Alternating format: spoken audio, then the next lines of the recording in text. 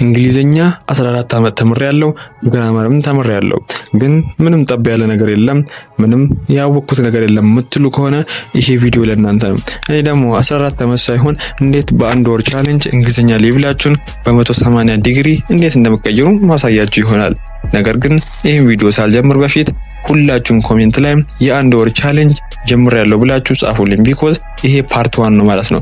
ፓርት 2 ፓርት 3 ሊኖር ይችላል። ቢኮዝ ከዚህ በኋላ እንዴት ሪሊ አፕላይ ማድረግ እንዴት እንደምትችሉ ማሳያችሁ ይሆናል ማለት ነው። ለዚህ ሁላችሁም ኮሜንት ላይ ጀምሬያለሁ ብላችሁ መጻፍ አለባችሁ ማለት ነው።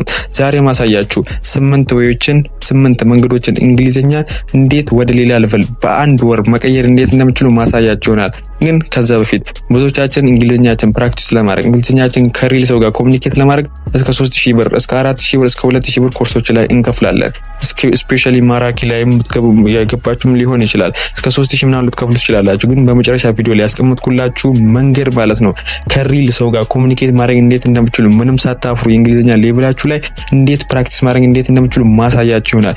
ይሄ መንገድ ማንም ኢትዮጵያ ዩቲዩበር ማንም ዩቲዩብ ላይ አልገለጸውም አልተናገረውም። እስከ መጨረሻ ካዳመጣችሁ ግን እናንተ የመጀመሪያ ትሆናላችሁ። ብዙም ሳንቆይ ወደ ቪዲዮ።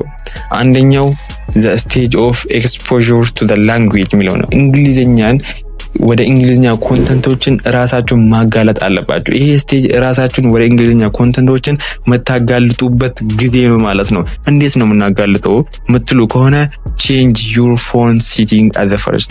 በመጀመሪያ ላይ በስሞል ስቴፕ ነው የምንጀምረው። የእንግሊዘኛ የስልካችሁን ሴቲንግ ወደ እንግሊዘኛ ቀይሩት ማለት ነው።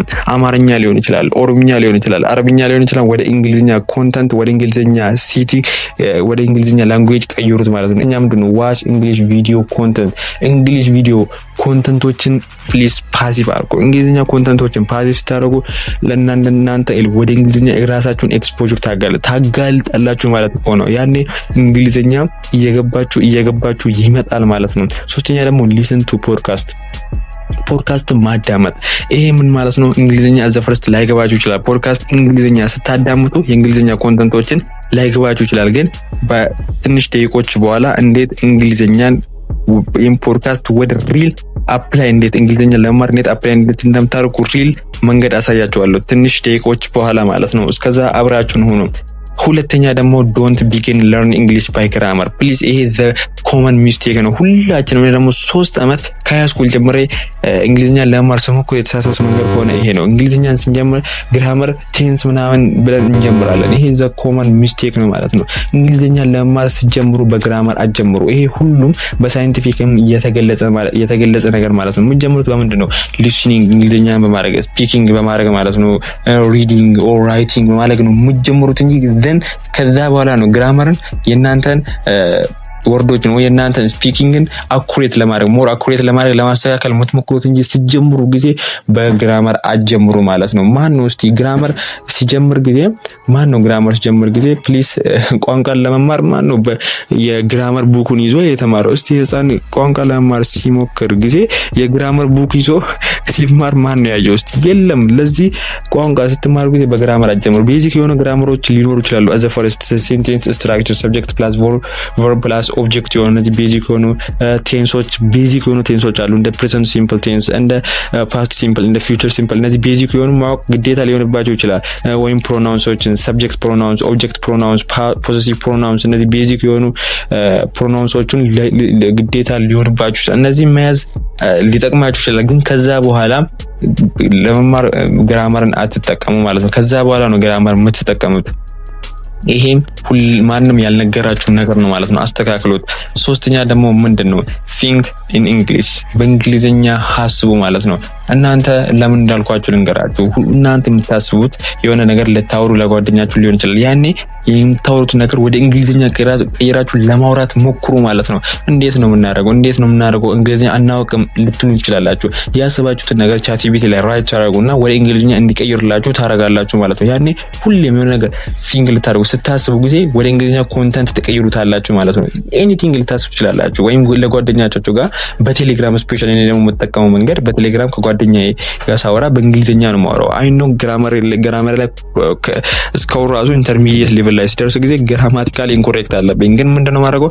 ፕራክቲስ አደርጋለሁ ከሱ ጋር በእንግሊዝኛ የሆነ ነገር ላወራ ስል በእንግሊዝኛ አደርገዋለሁ ማለት ነው። ከዛ ቴክስት ልክለታለሁ በቴሌግራም ማለት ነው። አይታችኋል?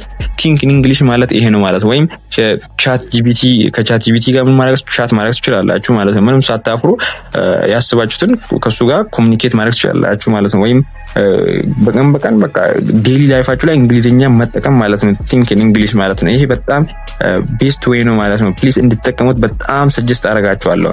አራተኛው መንገድ ደግሞ ምንድነው? ፎከሲንግ ኦን ዘ 4 ስኪልስ ማለት ነው። 4 ኮር ስኪሎች ላይ በጣም ፎከስ ማድረግ አለባችሁ። አዘ ቢጊኒንግ ማለት ነው።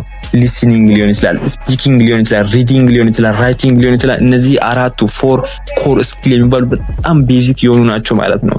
ስፒኪንግ ምንድነው? ስፒኪንግ በጣም እንግሊዝኛ ሌቭላችሁና ፐርፌክት እንድትሆኑ ይጠቅማችኋል ማለት ነው። ሊስኒንግ ስታደርጉ ኤቭሪዴ አንደርስታንድ ባታረጉ ራሱ ለእንግሊዝኛ ኮንተንት ኤክስፖዥር ሆናችሁ በአጭር ጊዜ እንድትማሩ ይጠቅማችኋል።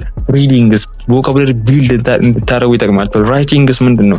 ራይቲንግ በቀን ዴይሊ ሩቲናችሁን ስጽፉ፣ የፊሊንግ ያደርጋችሁ ነገር ስጽፉ፣ ፕላናችሁን ስጽፉ፣ ሾርት ስቶሪያችሁን ስጽፉ በጣም 180 ዲግሪ እንግሊዝኛ ሌቭላችሁ ላይ የተሳሳችሁትን ነገር ግራማቲካሊ ኢንኮሬክት ስትሆኑ ማለት ነው እያስተካከላችሁ ትሄዳላችሁ። ለዚህ ፎከሲንግ ኦን 4 ኮር ስኪል ማለት ነው። አምስተኛ ምንድነው? ፕራክቲስ እንግሊሽ በቀኑ 30 ደቂቃ ቢያንስ 30 ደቂቃ እንግሊዝኛ ፕራክቲስ አድርጉ። እንዴት ነው ፕራክቲስ የምናደርገው? በቀላሉ እንግሊዝኛ አንደርስታንድ ያደርግ ነው። እንዴት ነው ፕራክቲስ የምናደርገው ካላችሁ በመጨረሻ ቲፕ 8ኛ ላይ ያስቀመጥኩላችሁ ሁላችሁም ህይወታችሁን ብያለሁ። በጣም የሚቀይረው እንዴት ፕራክቲስ እንደምታደርጉ አሳያችኋለሁ። ግን አሁን ማለት ነው በቀን እንግሊዝኛን ኮንሱም ካረጋችሁ በኋላ ፕራክቲስ ቢያንስ 30 ደቂቃ ማድረግ ግዴታ ይሆናል ማለት ነው። 6ኛስ ዩዝ 10 ሩል። ይሄ ምንድነው? 10 ሩል ካላችሁ ስፔንድ 30 ሚኒትስ ኤ ዴይ ማለት ነው። በቀን ለእንግሊዝኛ 30 ደቂቃ ማሳለፍ ማለት ነው። እንዴት?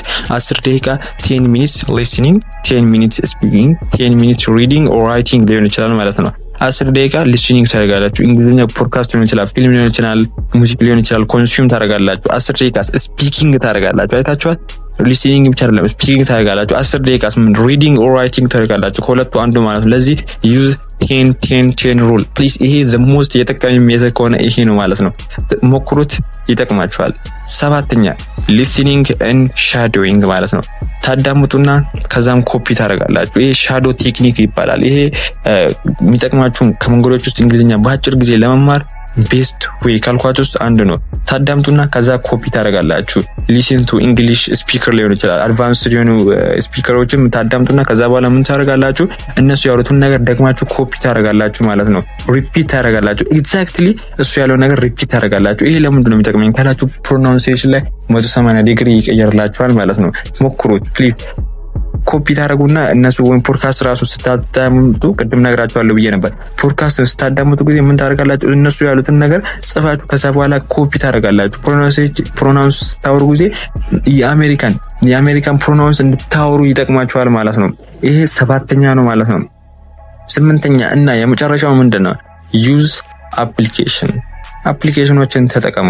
እነዚህ አፕሊኬሽኖች እንደማን ናቸው? ቅድም ኢንትሮ ላይ ብያችሁ ነበር።